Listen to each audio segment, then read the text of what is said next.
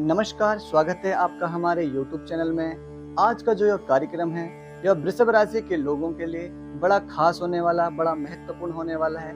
आज हम जानेंगे अगस्त 2025 का मासिक राशिफल उनके लिए, उनका स्वास्थ्य कैसा रहने वाला है, उनका शिक्षा, दाम्पत्य जीवन, कैरियर, भाग्य, प्रेम और जो भी कंपटीशन आप दे रहे हैं, इसी के साथ साथ जो 12 भाव आपकी कुंडली में है, सभी की विस्तृत जानकारी आज हम इस वीडियो के माध्यम से आपके लिए लेकर आए हैं। तो आप इस वीडियो को अंत तक देखें और चैनल को सब्सक्राइब करना ना भूलें।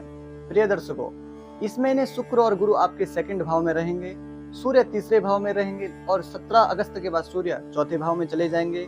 केतु आपके पंचम भाव में और राहु आपके दसम भाव में रहेंगे। शनि 11वें भाव में और मंगल आपके पंचम भाव में रहने वाले हैं। अगस्त 2025 आपके लिए यह मिश्रित फल देने वाला होगा। कई क्षेत्रों में शानदार प्रगति आपकी होगी। आपको सतर्कता बरतनी है, अपनी वाणी से आपको संयम रखना है। चलो जानते हैं 12 भाव के बारे में आपका कैसा राशिफल रहने वाला है और साथ ही में कुछ सुझाव भी हम आपको देंगे, आपको क्या करना है उस भाव से संबंधित और क्या नहीं करना है। तो प्रथम भाव की बात की जाए, आपका आत्मविश्वास मध्यम इस महीने रहने वाला है। सूर्य और बुध का प्रभाव आत्मनिरीक्षण और सोच समझ से निर्णय लेने के लिए आपको संकेत देंगे।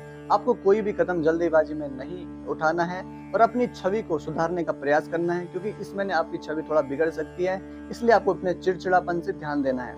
आपको क्या करना है, आपको नित्य प्राणायाम, योग और मानसिक संतुलन बनाए रखने के लिए कार्य करना है। तो द्वितीय भाव की बात की जाए तो वाणी में मिठास आपकी इस महीने बनी रहेगी, जिससे पारिवारिक और व्यावसायिक संबंध आपके सुधरेंगे।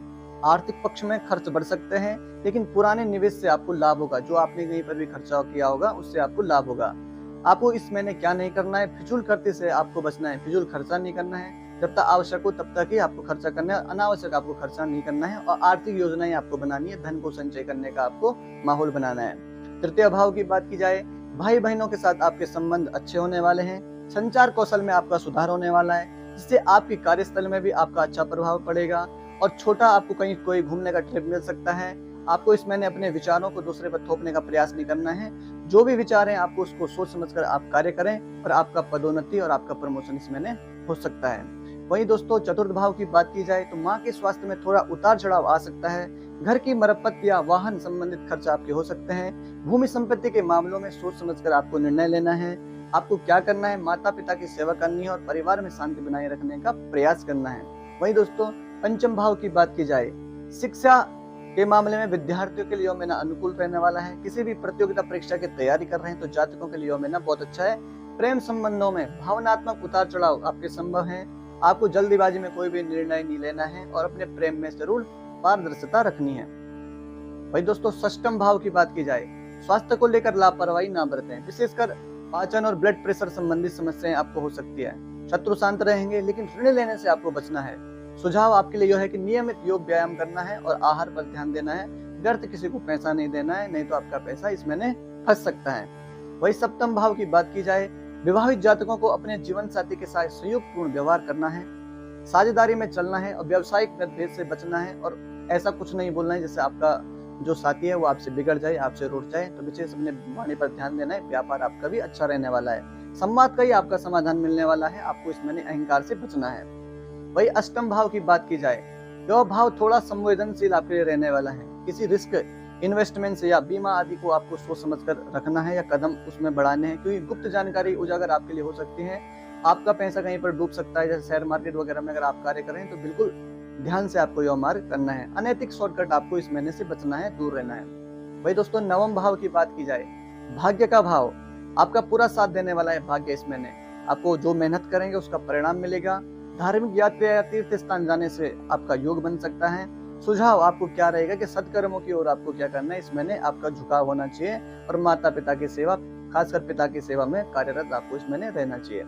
वही दोस्तों, दसम भाव की बात की जाए, आपका कैरियर कैसे रहने वाला है। कैरियर की स्थिरता आपके जीवन में बनी रहने वाली है इस बार, लेकिन तरक्की धीमी धीमी से आपकी इसमें हो सकती है। आपका बॉस या सीनियर्स में तालमेल बनाए रखने का आपको प्रयास करना है।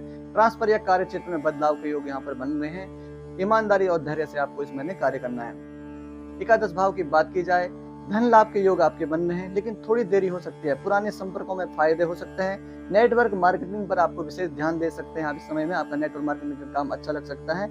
बड़े लक्ष्यों पर आपको फोकस करना है, छोटे छोटे लक्ष्यों पर आप बिना बातों का ना उलझें। तो द्वादश भाव की बात की जाए, विदेश यात्रा के योग आपके इस समय बन रहे हैं। खर्च अधिक रहेंगे, खासकर स्वास्थ्य या पारिवारिक पर। मानसिक शांति के लिए आपको भगवान पूजा आराधना पर ध्यान देना होगा और अपनी आर्थिक स्थिति संतुलित रखनी होगी और विशेष आपको खर्चा नहीं करना है। कोई कोर्ट कचहरी का मामला है तो उसमें आप इस समय में शांत रहें, ज्यादा उसको उठाने की कोशिश न करें, नहीं तो आपके इस समय में समय सही नहीं चल रहा है। आपको क्या करना है इस महीने? शुक्रवार को माँ लक्ष्मी की पूजा करनी है। ओम द्रांग द्रिंग द्रोंग शो शुक्राय नमः मंत्र का जाप करना है 108 बार रोज। और सफेद सफेद वस्त्र आपको धारण करने हैं और सुगंधित वस्तुएं घर में रखें। इत्र का आप प्रयोग करें, गाय को हरा चारा दें और सफेद मिठाई गाय को खिलाएं। अगर आप चाहते हैं कि आपकी कुंडली के आधार पर भी हम व्यक्तिगत या मासिक राशिफल बना सकते हैं तो इस जन्म की तारीख, समय और स्थान बताइए और आप हमारे जो कमेंट है वहां पर लिखिए। हम निःशुल्क में आपकी कुंडली का विश्लेषण करेंगे। वीडियो को लाइक करें, सब्सक्राइब करें, शेयर करें। जय श्री राधे।